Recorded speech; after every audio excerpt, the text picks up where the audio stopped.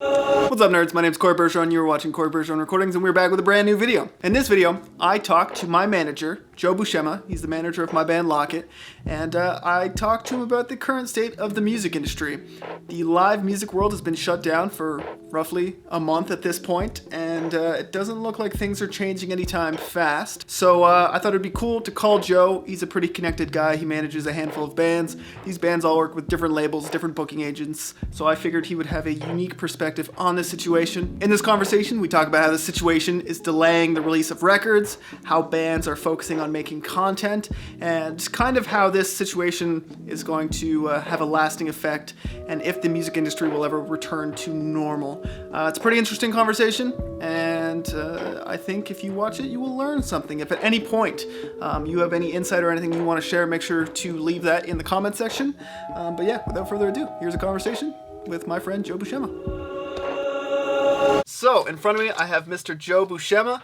Joe, can you give yourself a little introduction, who you are and what you do? My name is Joe Buscema. I am an artist manager from Toronto, Canada. I manage bands such as Locket, Bearings, Amnita, Cheery Pools, and an artist named Ryan Woods. I am stuck in quarantine like everyone else, and every day is Groundhog Day. So how is that affecting you, being in quarantine, on a business level? Because from my understanding, a lot of the work you do is it's you on your phone and you on your computer, making phone calls, sending emails. Is that still what's going down? Honestly, yeah. I feel like more than ever, people in my industry are connecting and talking. I feel like every day I'm talking to another manager, another booking agent, another label, because of the fact that we're not going out and gathering socially. I feel like people are really, really getting on the phone more than ever now. And it's kind of cool. Everyone, spends the first 5 to 10 minutes talking about how crazy everything is. Yeah. And then,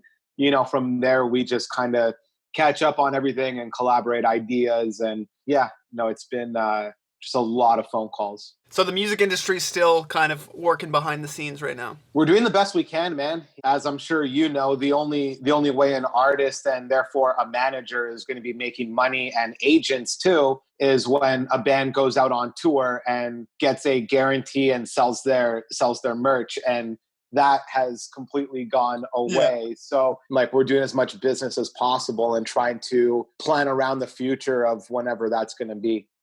Touching on that, is there a rough estimate when people think things are going to start going back to normal in regards to live music?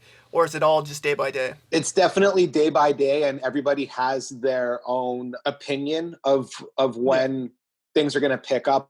I've seen bands reschedule tours for as early as August and September. And right now there's some pitter patter of, tours might be starting up again in the fall. It's a possibility. We're all still kind of playing that by ear for some bands I manage. And mainly though, from my opinion and from my standpoint, and, for a headline tour that I had going that we had to take down, I don't want to reschedule that until there's a real clear sign of it. And I think that touring as we remember it will pick up again in Q1 of 2021.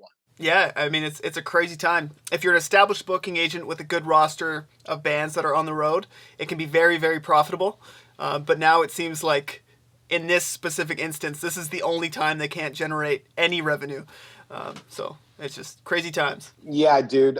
Agents and promoters, I feel for the most at the moment. At least with managers, I'm finding ways to get creative, releasing music and online merch sales. There's a little bit of money that's trickling in, but really not much. I think everyone's struggling, but my hearts really go out the most at the moment to agents, promoters, and venues. It's got to be hard to be any of those three at the moment. I was thinking today, when things go back to normal, if they ever go back completely to normal, I wonder how many venues, especially smaller venues, aren't going to be there anymore. Because the reality of, the overhead of keeping a venue open it's not cheap. So I'm really curious to see how this has lasting effects. But anyways, talking about kind of this specific time, I play in a band, I record bands, and I've seen on my social media platforms, everyone seems to be making more of a push and more of an effort to be creating content. And some bands are a little ahead of the game because they've been dabbling with it and they've been self-sufficient, and then there's other bands that have no idea where to start. How have you seen, I guess, the industry kind of adapt to this over the last month? I mean, just to kind of echo what you're saying, like there's definitely been a increase in people being like, and that's the first thing that I did as a manager too, is I hopped on a call with, as everyone I work with. And I was like, okay, cool.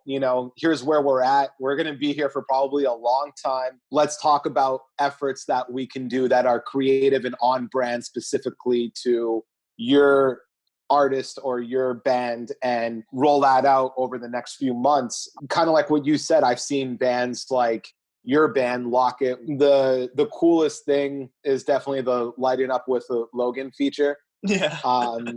Which for anyone who doesn't know about that, watching this video, Corey's band Locket has their tour manager, Logan, who is one of the best dudes in the game, but also the quietest dude. Quietest and like funniest person I've ever met in my life. Yeah. And just like biggest heart too. So Logan is answering questions on behalf of the band. Yeah. And it's just the funniest shit. So definitely check that out.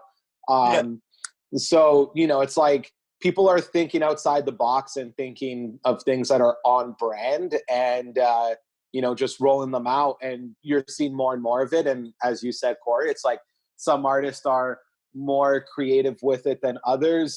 Some are just taking, a very basic approach to it too, and that's fine. I saw Third Eye Blind do something that was really interesting. So I love Third Eye Blind. They just put out a new record, Screamer, that is incredible. And they're right now supposed to be on the Screamer tour to promote the record. And, they've been getting some radio push as they always have on and off since the 1990s. And so what they did was Stephen Jenkins and the guitar player of the band, they did like a kitchen quarantine session where they took over an Instagram account of a lot of the radio stations that were giving them push for this tour. So one day in 1 hour, they took over the radio station in Jacksonville, Florida. Then, the following hour, they were taking over the radio station's Instagram live for New York City. And then for other parts of America where they were going to be kind of going on tour and campaigning. And I thought that was really cool. The record's out. It's getting pushed to radio. Usually when bands are getting pushed to radio and they're on tour, they're going into the stations, they're playing acoustically. So this was like a cool way for them to achieve that while being stuck in a kitchen in, I believe, the Bay Area of California. Brings up an interesting thought, because usually when you're releasing a record, the goal is to have that band go on tour when that record drops to promote it. So do you see, or have you heard any talk about bands that had records finished and they were looking at like a release strategy? Have you heard about any bands having the record release be pushed back until touring opens up? I have seen a lot of that. I feel like every day I go on Twitter or Instagram and it's like this band or this artist is delaying the release of their album. And in one way, I think it kind of works because you do see a lot of acts like, hey, we just put out a record and we're going to go on tour as soon as the record comes out. For a band that I manage and, for the privacy of their business, I'll keep it, sealed. But, we were looking at some release strategies and record come out on this tour that's going to be coming up. And now it's like the record might be coming out a little before that tour. And I think that's cool because then it gives the fans a bit of time to kind of have the record marinate and to have some favorite songs and to be able to sing along once the band plays that record live. Yeah. So I think it's kind of works out in certain artists' favors where it's like, okay, you're not going to go on tour the same month of your record dropping. It's like, okay, your record was supposed to come out in April, we'll push the record to June. And if you go on tour in the fall or quarter one of 2021, then at least the window is smaller of record coming out to going on tour, but a healthy balance of also now fans will be able to have some favorite moments of the record before seeing the artist play it live. That makes sense. I know personally speaking on, like, for myself, I've always had a more enjoyable time at a live show when I know every word to every single song. You know, I've already connected with the songs, so then when I hear them live, it's that more meaningful. I guess another couple examples of stuff that I've seen. I think one that we've talked about is the band Grayscale. They are always on top of stuff. They understand what they're about, and that's what they broadcast, and they're really good at being engaged one-on-one with their fans. And outside the box idea that I've seen them do is they've made I think it's called the Philadelphia Shamrocks. They've made like an NHL team inside, NHL 20, and they're playing a full season and they're streaming it live on Twitch. So I think that's a really good place for bands to start if they're kind of questioning, okay, what type of content should I be making? Find out what you enjoy, what you like, what your band's about, and then try and share that with people. Because I think the odds are, if you enjoy it, the likelihood of someone else out there enjoying it too is probably pretty high. And the more of yourself you put out there for people to consume, the more people will be able to connect with you. So I thought that was pretty interesting. Grayscale are very smart people, and they have a great team of people too. But yeah, their brand is just so dialed in. It's like the Shamrock is part of a lot of their merch, a lot of their brand, and then they all enjoy video games and hockey, and it was just like perfect thing I think that they could have done. So hats off to them. Similar to what you said about Third Eye Blind, any other outside the box ideas that you've just seen bands do, whether it's on your own roster or you can even stretch it outside that, anything in the entertainment industry that you've seen someone use creativity to engage with their audience? Cheery Pools, Martin's cooking up something dope. Yeah. He's always creating his own little world of things, and he's bringing that into a live stream aspect. So that's going to be coming up soon. He's been working hard on that. I'm stoked to see that myself, and I'm stoked for the world to see it too. And then what else have I really, just from other perspectives, like the Third Eye Blind, radio tour from Instagram Live. I thought that was genius. Grayscale Shamrocks, I thought that was genius too. I saw all the Bearings boys playing Fortnite one night, which I thought was pretty funny. Yeah, I joined in and was just chatting with them a little bit online. But I think that's, again, going back to what I said about just like, finding what you enjoy and trying to share that as much as possible is a great way to start. Absolutely. I have, I guess, one more question for you, and it's kind of an open-ended question, but as bands are seeing the fragility of the live touring market and all the uncertainty there is around it, because even playing in a band when the world's normal, it's tough to land tours and to stay active in the traditional sense. Do you think that from this experience, a lot of bands and artists are going to continue creating content and focusing on online online content, engaging with their fan base online more than they would have previous to this because they see the benefit of it? I do. And I think that this whole thing, like, I try to look for the silver linings and the positive aspects of awful situations. That's just what I've always done. And I feel like being in the music industry, it's probably a good thing to practice. But I do, Corey. I do think that artists are going to be more proactive on socials. I think they're going to be thinking outside of the box. It's like this has just been a challenge. Like, the formula has been rather copy and paste, even though people can put their own spin on how they copy and paste it. It's like band puts out record, goes on tour, releases music video, album campaign of some sort, and then write another record and do it all over again. Like, people get creative with that formula, but regardless, the formula has still been the same. And now I think it kind of created this whole openness where now people can create their own formula and find what works specifically for them and their artistry. Yeah. And yeah, I think that people are going to continue to stay busy with creating their own social media approaches and honing in on it. Like, I think it would be a shame for all these creative efforts to kind of just come to a screeching halt after it's like, okay, we can get back in the van and go and tour.